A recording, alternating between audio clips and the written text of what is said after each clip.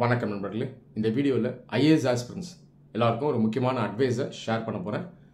இந்த அட்வைஸ் நீங்கள் ஐஏஎஸ் எக்ஸாமினேஷனை சக்ஸஸ்ஃபுல்லாக கிராக் பண்ணுறதுக்கு ரொம்ப ஹெல்ப்ஃபுல்லாக இருக்கும். உங்கள் ஒரு சில பேருக்கு இது ஒரு லைஃப் சேஞ்சராகவே இருக்கும். சரி, நிறைய ஐஏஎஸ் ஆஸ்பிரன்ஸ் ரெகுலராக முன்னெடுத்து வைக்கக்கூடிய ஒரு கிரீவன்ஸ், ஒரு கம்ப்ளைண்ட் என்னென்னு பார்த்தீங்கன்னா, ஐஏஎஸ் எக்ஸாமினேஷன் எழுதணும்னு நான் முடிவு பண்ணேன். என்னுடைய விருப்பம் தான் அது. படிக்க ஆரம்பிச்சிட்டேன். ஆனாலும் எனக்கு ஃபோக்கஸ் இல்லை. கன்சிஸ்டண்ட்டாக படிக்க முடியல. ரொம்ப நேரம் படிக்க முடியல. ஒரு 5 மணி நேரத்துக்கு மேலே என்னால் ஃபோக்கஸ் பண்ண முடியல. ஹெவியாக டிஸ்ட்ராக்ஷன் இருக்குது. பக்கத்தில் செல்ஃபோன் இருந்தால் செல்ஃப் கண்ட்ரோல் இல்லை. செல்ஃபோன் எடுத்து யூடியூப்குள்ளேயோ ஃபேஸ்புக்குள்ளேயோ வாட்ஸ்அப்புக்குள்ளேயோ போயிடுறேன். ப்ராப்பரான ப்ரிப்ரேஷன் பிளானை ரெகுலராக ஃபாலோ பண்ணுறது இல்லை. அடிக்கடி இன்டர்நெட்குள்ளே போய் ஷார்ட்கட் தேடுறேன், டிப்ஸு தேடுறேன். இதனால் என்னால் ப்ராப்பராக நாலேஜை அப்டெயின் பண்ண முடியல. ஆட்டோமேட்டிக்காக பயம் வருது, கான்ஃபிடன்ஸ் இல்லாமல் போயிடுது. இந்த காரணத்தினால மோட்டிவேஷனை தேடி மறுபடியும் இன்டர்நெட்டுக்குள்ளே போகிறேன். அங்கே டாப்பர் பேசுகிறாருன்னு கேட்குறேன், மற்றவங்க பேசுகிறது கேட்குறேன். ஆனாலும் எனக்கு மோட்டிவேஷன் வரல, பயம் இருக்குது, கான்ஃபிடன்ஸ் இல்லை, மைண்டு ஒரு மன உளைச்சல்லே இருக்குது. இந்த கிரீவன்ஸை பெரும்பாலான ஐஏஎஸ் ஆஸ்பிரன்ஸ் ரெகுலராக கொண்டு வருவாங்க. இந்த பிரச்சனை ஏன் வருது அது உங்களுக்கு தெரியுமா?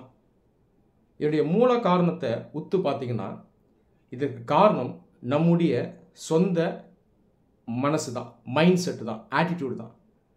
நம்மளில் பெரும்பாலான பேருக்கு யார் பெரிய எனிமியாக இருப்பான்னு பார்த்தீங்கன்னா, அது நாம தான் இருப்போம். We will be our biggest enemy.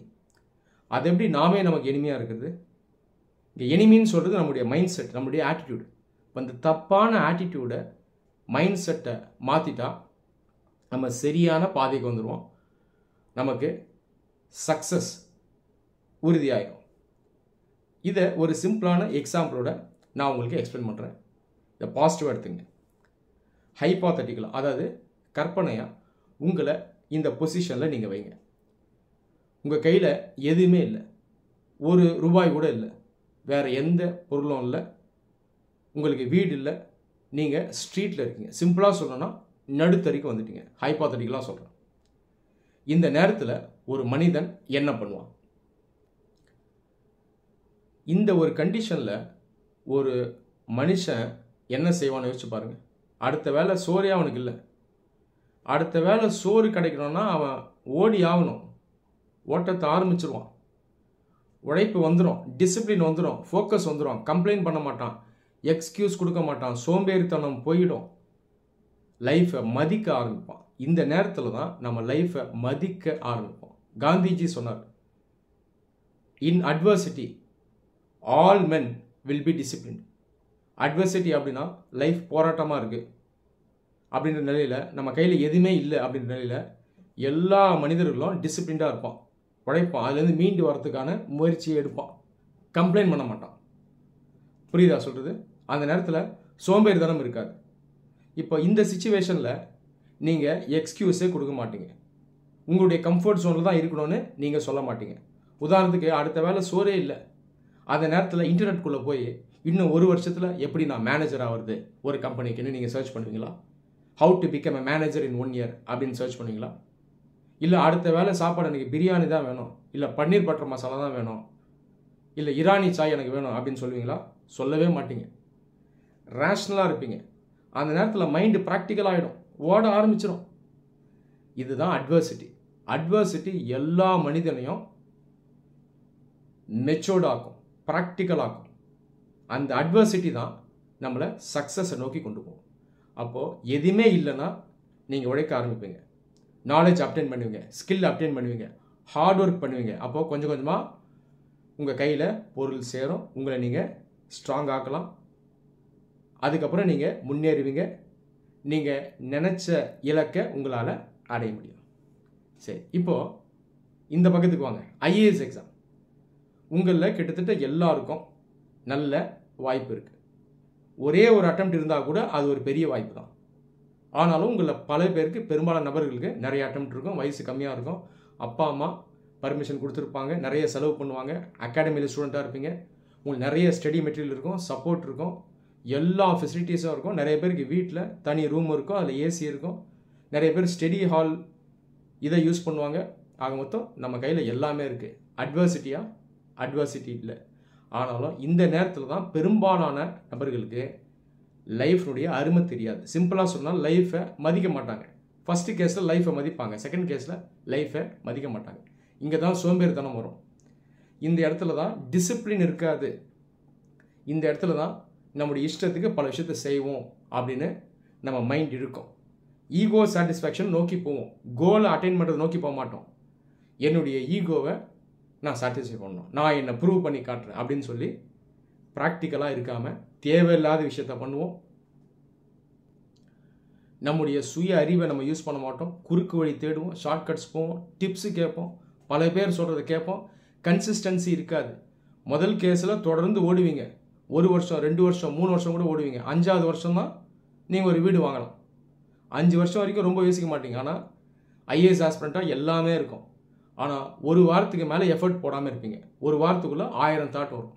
எப்படி வேகமாக ஐஏஎஸ் ஆஃபீஸர் ஆகுது, எப்படி 6 மாதத்தில் ஐஏஎஸ் ஆகுது, எப்படி 3 மாதத்தில் ஐஏஎஸ் ஆகுது, எப்படி ஒரு நாள் 3 மணி நேரத்திலே நம்ம ஸ்டடீஸை முடிச்சுக்கிட்டு ஐஏஎஸ் ஆகுது. இப்படியெல்லாம் யோசனை வரும். அப்போது எனிமி எங்கே இருக்கான்? எனிமி நமக்குள்ளே தான் இருக்கான், நம்மளுடைய ஆட்டிடியூடில் இருக்குது, நம்முடைய மைண்ட் செட்டில் இருக்குது. இதை மாற்றணும். இதை மாற்றினா தான் நமக்கு சக்ஸஸ் கிடைக்கும். இதை பண்ணாமல் இன்டிசிப்ளின்டாக இருந்துக்கிட்டு, ஈகோ சாட்டிஸ்ஃபை பண்ணிக்கிட்டு, இர்ரேஷனலாக இருந்துக்கிட்டு, நம்மளை நாமே இன்ஃபீரியர் நினச்சிக்கிட்டு அல்லது நம்மளை நாமளே சுப்பீரியர் நினச்சிக்கிட்டு அதே நேரத்தில் எனக்கு மோட்டிவேஷன் வேணும் அப்படின்னு அடம் பிடிச்சா மோட்டிவேஷன் கிடைக்காது. ஆர்டிஃபிஷியலாக மோட்டிவேஷன் இந்த உலகத்தில் கிடையாது.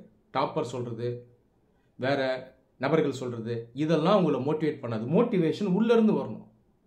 You should motivate your self. You are the best motivator for you in the entire world.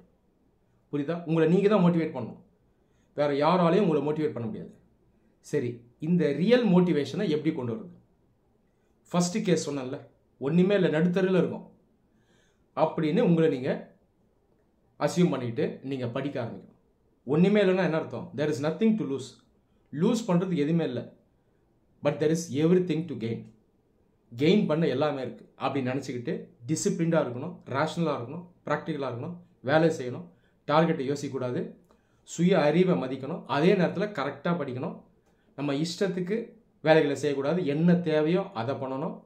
நம்ம படிக்கிறது கரெக்டாக இல்லையா அப்படின்றத ரெகுலராக ஃபீட்பேக் மூலமாக டீச்சர்ஸ் கிட்டேருந்து வாங்கணும். இதை பண்ணாலே நம்ம ஜெயிச்சிடலாம். இதை ப்ராக்டிக்கலாக பண்ணணும். ஃபஸ்ட்டு கேஸில் ப்ராக்டிக்கலாக உழைக்க ஆரம்பிச்சிருப்பீங்க. அடுத்த வேலை சோறு இல்லை, ப்ராக்டிக்கலாக வேலை செய்யணும். அதே மாதிரி ப்ராக்டிக்கலாக வேலை செய்யணும். ஒரு நாள், முதல் நாள் 8 மணி நேரம் படிங்க, உயிர் போயிடாது. ஹாஸ்பிட்டலில் அட்மிட் ஆக மாட்டீங்க. 2வது நாள் 8 மணி நேரம் படிங்க, 3வது நாள் 8 மணி நேரம் படிங்க, 4வது நாள் உங்களுக்கு இது ப்ராக்டிஸ் ஆகிடும். ஆட்டோமேட்டிக்காக கான்ஃபிடன்ஸ் வரும். ப்ராக்டிஸ் தான் உங்களை மோட்டிவேட் பண்ணணும். ப்ராக்டிஸ் பண்ணணும், அன்றைக்கி வேலை செய்யணும். ப்ராக்டிக்கலாக வேலை செஞ்சால் தான் கான்ஃபிடன்ஸ் கிடைக்கும், தைரியம் வரும், பயம் விட்டு போகும். ஏன்னா ப்ராக்டிக்கலாக வேலை செய்கிறீங்க. எப்படி ஒரு விஷயம் வேலை செய்யுதுன்றதை நீங்களே உணர்றீங்க. அப்போது குழப்பம் போயிடும். இதுதான் வெற்றிக்கான பாதை. இந்த பாதையில் வந்துட்டிங்கன்னா உங்களுக்கு வெற்றி நிச்சயம். அப்போ உங்களுடைய மைண்ட் செட்டை மாற்றுங்க, உங்களுடைய ஆட்டிடியூடை மாற்றுங்க, சின்சியராக இருங்க, டிசிப்ளின்டாக இருங்க, நம்பிக்கையோடு இருங்க. நான் ஃபஸ்ட்டு கேஸில் ஒரு மனிதன் எப்படி இருப்பான் அப்படின்னு சொன்னோம். அந்த சிச்சுவேஷனில் உங்களை நீங்கள் பொசிஷன் பண்ணுங்கள். கண்டிப்பாக சரியான பாதைக்கு வந்துடுவீங்க.